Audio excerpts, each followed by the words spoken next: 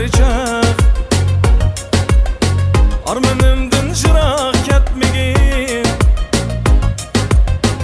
aşk yürek bolmaz iken ta. Bu köngülni yerim etmegin. Quyosh bulup chaqnaysan kökte, qo'lim sunsam sana yetermi? Söygün bulup yaşar yürekte, sensiz menin günüm ötermi? Sana yağırdın akşam, muhabbetlik keçide akşam. Anla sözümni canım, söz etmeymen başkaga aman.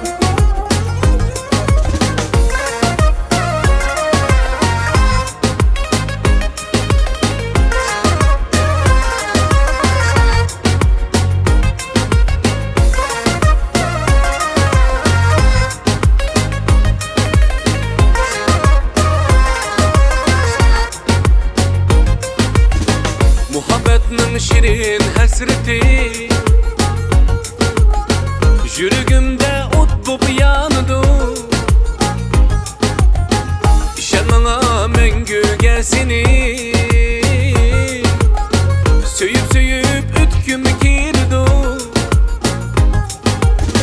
Kesan etip yürek nakşağını,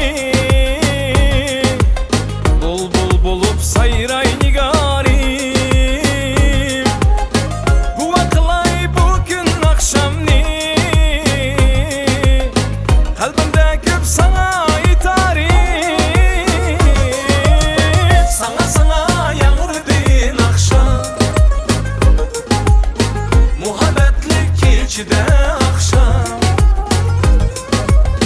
Anla sözümni canım, söz etmeymen başkaga aman.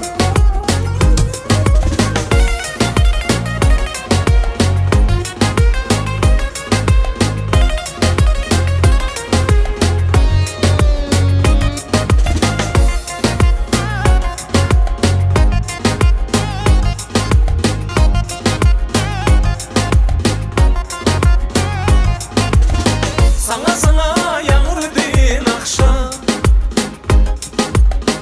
muhabbetlik keçide akşam. Anla sözümni canım, söz etmeymen başkaga aman. Sana yağırdın akşam, muhabbetlik keçide akşam. Anla sözümni canım, söz etme.